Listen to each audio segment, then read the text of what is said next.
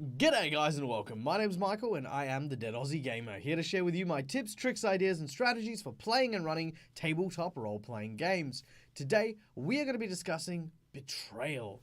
Now, Betrayal is one of the hardest things I think any GM can do when writing or creating their narrative.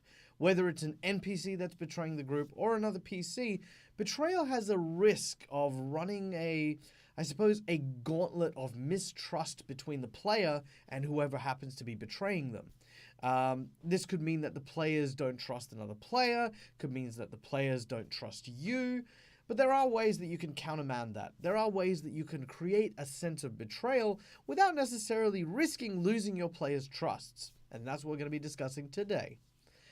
So, first and foremost, let's break down what betrayal actually is. A lot of people think that betrayal is quite literally to backstab someone in, at the worst possible time. The whole concept of the backstab is, of course, quintessential to betrayal. It actually really derives from that sense of you hug someone with a dagger and stab them in the back. That's where, sort of the term comes from. Because you have to be close, you have to be intimate with the person you are hugging to stab them in the back. Julius Caesar, Brutus, the whole they were friends before the stabbing. This whole nature of that type of betrayal is very hard to overcome. It's very sudden, it's very abrupt, and you do not see it coming.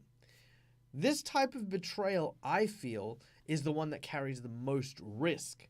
If you want to use it, you do use it with a group of people that you can trust, that will, sort of have that very firm line between their character and their player behavior. You don't really want to give it to someone who is going to, sort of take it personally that, someone has been betrayed. On the other hand, there are other types of betrayal as well. There is a betrayal of trust through omission, where one hides information or one conceals information. There is also betrayal of trust in the sense of reliability. So, for example, if you have told someone to perform a particular task, not having that task done can also be a type of betrayal as well. Ones that don't create that sense of animosity from other players. Allow me to give you an example. You have a group of adventurers, and you have instructed your NPC companion that is traveling with you to carry all of the loot until you go to shop. Every time you go to shop, he simply goes into the shop, takes all the stuff, sells it, and then returns, handing you the gold. And you play this because it feels like a mechanical thing, right? Like you get the gold, you get to spend it, that's fantastic, that's great, the NPC is doing their job.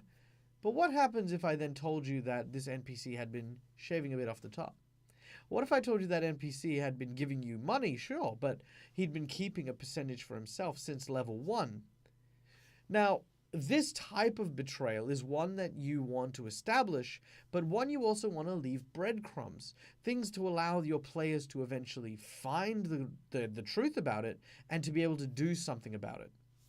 There is no point adding a betrayal that is not going to be appreciated or even seen by the players. So that's the first type. This is kind of like a low tier one because at the end of the day, you find the trail, you follow it, and eventually you can do something about it. The second tier, which is kind of interesting, is a betrayal that comes from a lie. Now, this lie can be something devastating. Again, we can go back to the whole backstabbing thing where it turns out your NPC ally was actually the bad guy the whole time. Oh my god! Or the quest giver was, or, etc., etc., etc. The second type is where they lie about the details in order to build trust. By lying about those details, revealing the truth may not necessarily be an incredibly bad thing, but it throws a huge wrench in the work for your player characters. Giving you another example, you are playing with a group of adventurers who are heading into the World Wound, or heading into Skullport, or going into like a dangerous situation, and you need to get a survivalist on board. You need someone who can take you through the land and navigate you around and make sure that you know exactly where to go and how to stay out of trouble. So you hire a ranger, and the ranger says, yes, of course, I've been there 1,000 times, of course I can help you. But what happens when that particular ranger turns around and says, well, actually, now that we're in this place and in a lot of danger, I gotta be honest with you, I'm just desperate. My family is starving. and I needed this job. I needed this job more than anything. All of a sudden, things have changed. You are now in a dangerous situation with this man who has no idea what he's doing. This type of betrayal is, yes, it's still a betrayal, and you still kind of cross at the dude, but at the same time, you kind of feel for him. It's like, yeah, this person's desperate. It's not really like he's trying to betray us to just outrightly kill us. He's betraying us because, well, he needs to eat. We get that. We've been there before. So those different types of betrayals can definitely generate a lot less anger from your players when you use those instead. This being said, though, the biggest one, the huge, big, whamma mamma jammy blap when you betray people is when it comes from another PC. Look, when I run games, I play by the simple rule. The PCs work together as a team to achieve the goals set by the GM, to overcome the obstacles and complete the narrative.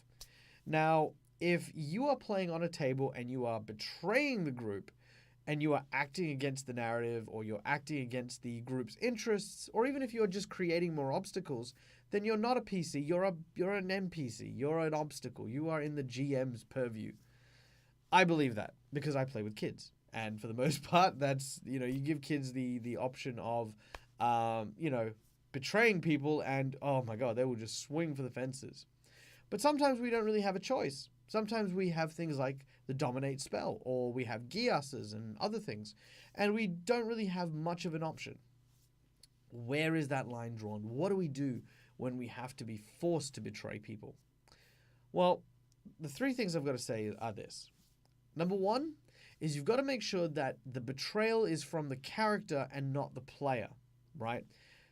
As a player, you need to realize that as the person doing the betraying, you want to make sure that your other fellow players understand that there is something wrong.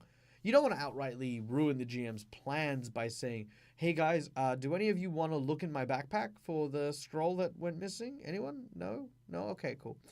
You want to do something subtle, right? You want to make it very clear. So things like, you notice that my character is quite nervous for some reason. He clings to his backpack like across his chest. Hey, why are you hugging the backpack so tightly? Oh, this? No, nothing. Nothing at all. Yeah, don't worry about it. I've just put it on my back. It's all good. Actually, can I have a look in that backpack? Oh, I don't think you should. Can I actually look in your backpack? Oh, I guess, And oh, how did that get in there, This whole exchange comes from you as a player wanting to help the group through your role play without necessarily acting against the GM, who wants you to obviously act against the group, if that makes sense. I hope that makes sense, because that's confusing as heck. All right, so that's what you want to do. You want to make sure that you play on that field. Secondly, is you want to make sure that as a GM, you lay down those breadcrumbs, especially when a PC is involved, because you ideally want to make it so that your PCs will learn the identity of the betrayer before it becomes too late. Now, it can be very tempting to leave that player as a mole in your group and have things just work out as a ringer right up until the end where they finally go, haha, it was me. But look, speaking from experience, and of course I've done some videos on this particular story, I had a particular player at my table turn out to be the traitor. And he basically waited until we got to the very, very end of the game and then all but TPK'd our entire group just as we were finishing the boss fight. He was the only character to really survive the end of the campaign, and we all kind of had a bit of resentment towards it. Me more than others, but, we all did. Because he got his happy ending and none of us did, which was really kind of crap.